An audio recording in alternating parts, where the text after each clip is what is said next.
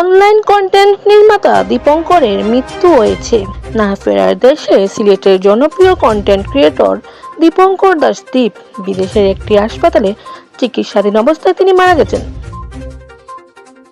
বুধবার 12 নভেম্বর ভোর 5টার দিকে মালয়েশিয়ার একটি হাসপাতালে চিকিৎসাধীন অবস্থায় শেষ নিঃশ্বাস ত্যাগ করেন তিনি। সিলেটের জনপ্রিয় এই কন্টেন্ট ক্রিয়েটরের অকাল মৃত্যুতে সিলেটের সামাজিক সংগঠন সহ সংস্কৃতি কর্মীদের মধ্যে শোকের ছায়া নেমে এসেছে।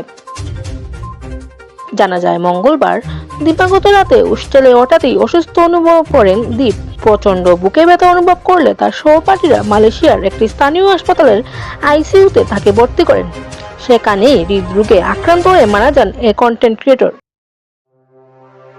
দীপ সিলেট নগরীর গোপালটিলা এলাকায় পরিবার নিয়ে বসবাস করতেন।